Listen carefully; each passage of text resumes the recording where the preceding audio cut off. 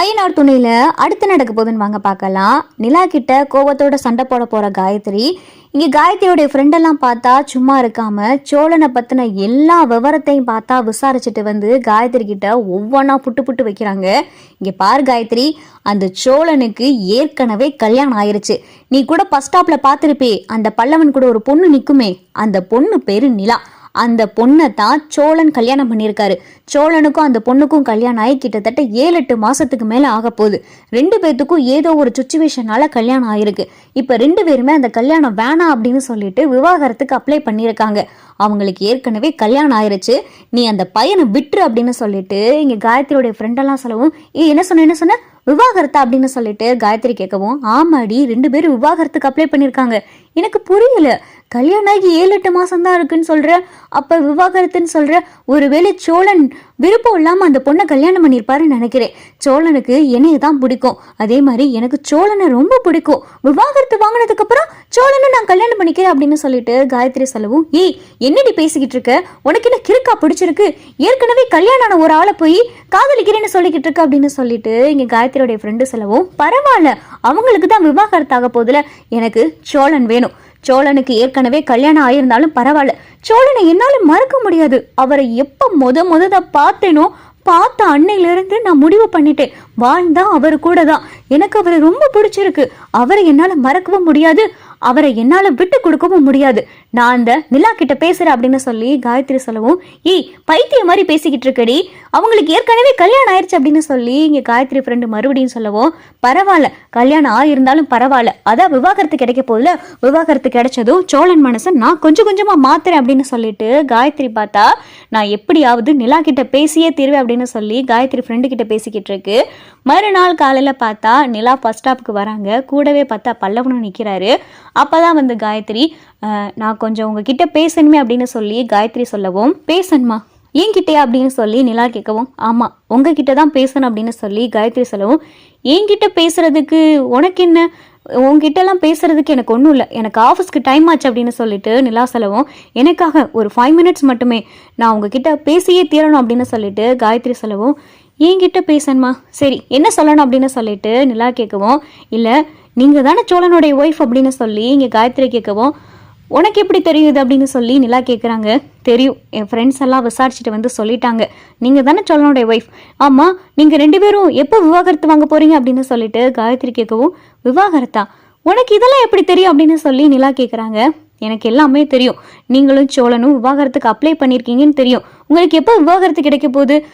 எனக்கு அதை மட்டும் சொல்லுங்களேன் அப்படின்னு சொல்லிட்டு இங்கே காயத்ரி கேட்கவும், ஏய் இதெல்லாம் ஏன் நீ கேட்டுக்கிட்டு இருக்க, இதெல்லாம் உனக்கு தேவையில்லாத விஷயம் அப்படின்னு சொல்லி நிலா சொல்லவும், இங்கே பாருங்க எனக்கு சோழனை ரொம்ப பிடிச்சிருக்கு, சோழனை மறந்துலாம் என்னால் வாழவே முடியாது, நான் வாழ்ந்தா சோழன் கூட தான், தயவு செஞ்சு சோழன் எனக்காக விட்டு கொடுத்துருங்க அப்படின்னு சொல்லிட்டு இங்கே காயத்ரி கேட்கவும், ஏய் நீ என்ன பேசிக்கிட்டு இருக்க, சோழனை விட்டு கொடுக்கவா, இங்கே பாருமா நீ ரொம்ப சின்ன பொண்ணு, இப்போதான் காலேஜ் படிச்சுக்கிட்டு இருக்க, நீ பார்க்குறதெல்லாம் விளையாட்டை நினச்சிக்கிட்டு இருக்க, இன்னும் உனக்கு ஃபியூச்சர் இருக்கு, உன்னுடைய ஸ்டடீஸ்ல முதல்ல கான்சென்ட்ரேட் பண்ண அப்படின்னு சொல்லிட்டு நிலா பார்த்தா அட்வைஸ் பண்ணுவோம். இங்கே பாருங்க உங்களுடைய அட்வைஸ் எல்லாம் எனக்கு ஒன்றும் தேவையில்லை, நான் கேட்டதுக்கு மட்டும் பதில் சொல்லுங்க, உங்களுக்கு எப்போ விவாகரத்து கிடைக்க போகுது, நீங்க எப்போ அந்த வீட்டை விட்டு வெளியே போக போறீங்க, நீங்க சோழனை விட்டு எப்போ விலக போறீங்கன்னு சொல்லிட்டு அடுத்தடுத்து பார்த்தா காயத்ரி கேட்கவும் நிலாவுக்கு ஒண்ணுமே புரியல. ஏய் என்ன பேசிக்கிட்டு இருக்க, நான் ஏன் அந்த வீட்டை விட்டு போகணும் அப்படின்னு சொல்லிட்டு நிலா கேட்கவும், உங்களுக்கும் சோழனுக்கும் விவாகரத்து ஆயிட்டா நீங்க ஏன் சோழன் வீட்டில் இருக்கணும், நீங்க சோழன் வீட்டில் இருக்கக்கூடாது அப்படின்னு சொல்லிட்டு காயத்ரி சொல்லவும்,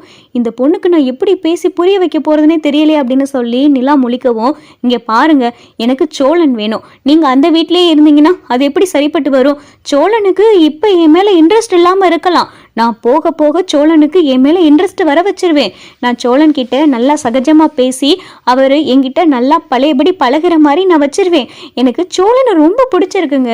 சோழன் கூட தான் நான் வாழ்வேன், நான் அவர் தான் கல்யாணம் பண்ணிக்கிருவேன், நீங்க அவரை விவாகரத்து பண்ணிட்டு அந்த வீட்டை விட்டு நீங்க கிளம்பிருங்க, நீங்க அந்த வீட்டை விட்டு போயிட்டீங்கன்னா சோழன் அப்புறம் என் பக்கம் வந்துருவாரு அப்படின்னு சொல்லி காயத்ரி சொல்லவும், பாருமா நீ நினைக்கிற மாதிரி எதுவும் கிடையாது, நானும் சோழனும் ஒரு சுச்சுவேஷன் காரணமா கல்யாணம் பண்ணிக்கிட்டோம், விவாகரத்துக்கும் அப்ளை பண்ணியிருக்கோம், விவாகரத்துக்கு அப்ளை பண்ணியிருக்கோம், விவாகரத்து கிடைச்சாலும் நான் அந்த வீட்டில் தான் இருப்பேன், நான் அந்த வீட்டில் இருக்கேன்னா அதுக்கு காரணம் சோழன் கிடையாது, இதுக்கான காரணத்தெல்லாம் நான் உன்கிட்ட சொல்லிக்கிட்டு இருக்க முடியாது, சோழனுக்கு உன்னைய பிடிச்சிருந்தா எனக்கும் சோழனுக்கும் விவாகரத்து கிடைச்சதுக்கு அப்புறமா சோழன் உன்னைய கல்யாணம் பண்ணிக்கிறேன்னு விருப்பப்பட்டார்னா நான் அதுல எதுவுமே தலையிட மாட்டேன். தயவு செஞ்சு என்கிட்ட இப்படி வந்து பேசுறத முதல்ல நிப்பாட்டு அப்படின்னு சொல்லிட்டு நிலா சொல்லவும், சரி சரி அப்ப நீங்க சோழனை எக்காரணத்தை கொண்டு டிஸ்டர்ப் பண்ணக்கூடாது அப்படின்னு சொல்லிட்டு காயத்ரி சொல்லவும், உங்ககிட்ட இதுக்கு மேல பேசி என்னால புரிய வைக்க முடியாது, நான் கிளம்புறேன் அப்படின்னு சொல்லிட்டு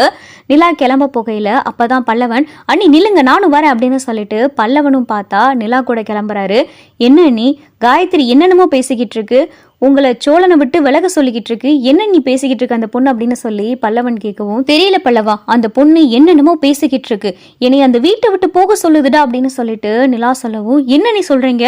இதை சொல்றதுக்கு அந்த பொண்ணு யாரு அப்படின்னு சொல்லிட்டு பல்லவன் கேட்கவும், டே விடுறா அது ஏதோ சின்ன பொண்ணு, மனசு ஏதோ குழம்பி போய் கிடக்கு, சோழனை நான் விட்டு கொடுக்கவான், ஏதோ சோழனை நான் இடுப்புல தூக்கி வச்சிருக்க மாதிரி, அந்த பொண்ணு ஏதோ விளையாட்டா பேசிக்கிட்டு இருக்குடா, அந்த பொண்ணுக்கு சீரியஸ்னஸே தெரியல, அந்த பொண்ணுக்கு இப்ப தெரியறது எல்லாமே சோழன் மட்டும்தான், சோழன் இப்ப அந்த பொண்ணு கூட பேசுறதில்ல, அதனால அந்த பொண்ணு பைத்தியம் பிடிச்சு திரியுது, சோழன் பழையபடி அந்த பொண்ணு கிட்ட சகஜமா பேசினாருன்னு வை, இப்படியெல்லாம் என்கிட்ட வந்து பேசிக்கிட்டு இருக்காது, அந்த பொண்ணுக்கு எல்லா விஷயமும் தெரிஞ்சு போச்சு, சோழனுக்கும் எனக்கும் கல்யாணம் ஆனது, நாங்க விவாகரத்துக்கு அப்ளை பண்ணியிருக்கிறதுன்னு சொல்லி எல்லா விஷயமும் தெரிஞ்சிருச்சு, அதனால அந்த பொண்ணு என்கிட்ட வந்து எப்போ விவாகரத்து வாங்குவீங்க, எப்போ அந்த வீட்டை விட்டு போவீங்க, எப்போ சோழனை விட்டு விலகுவீங்கன்னு சொல்லி அடுத்தடுத்து கேள்வி கேட்டுக்கிட்டு இருக்கு, ஏதோ சோழனும் நானும் ஹஸ்பண்ட் ஒய்ஃப் மாதிரி வாழ்ந்த மாதிரி, அந்த பொண்ணுக்கு எல்லாத்தையும் சொல்லி புரிய வச்சுக்கிட்டு இருக்க முடியாதுடா, அந்த பொண்ணுக்கு தோணுனதை பேசிட்டு போகுது, சரி சரின்னு சொல்லி இந்த காதலை வாங்கி இந்த காதலை விட்டுட்டு போறதுதான் நல்லது, முதல்ல சோழனை சோழன் தான் இத்தனைக்கும் காரணம் அப்படின்னு சொல்லிட்டு நிலா சொல்லவும்,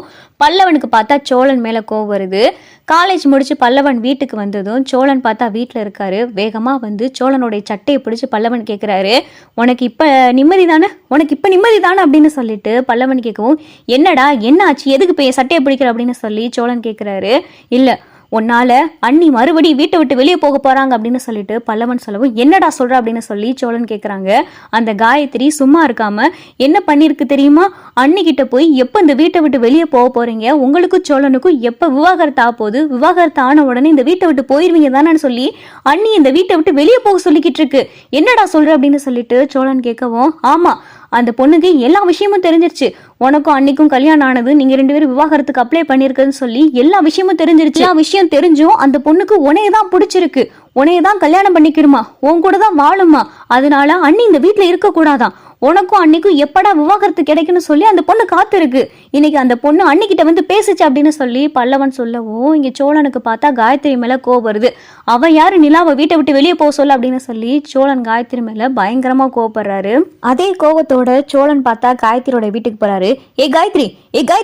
வெளியே வா அப்படின்னு சொல்லிட்டு சோழன் கூப்பிடவும், இங்க சோழனுடைய சத்தத்தை கேட்டுட்டு வேகமா பார்த்தா காயத்ரி வெளியே வருது, என்ன ஏதுன்னு கூட கேட்காம சோழன் பார்த்தா பட்டுன்னு காயத்ரி கணத்துல அரைஞ்சிறாரு, நீ யாருடி நிலாவை வீட்டை விட்டு வெளியே போக சொல்றதுக்கு, இங்க பாரு நிலாதான் என் மனசுல இருக்கா, நிலாதான் என்னுடைய ஒய்ஃப், உனக்கு சொன்னா ஒரு தடவை புரியாதா, என்ன உன் மண்டையில என்ன மூளை இருக்கா இல்லையா அப்படின்னு சொல்லிட்டு சோழன் கேட்கவும், இங்க காயத்ரிக்கு பார்த்தா பயங்கரமா அதிர்ச்சியா இருக்கு.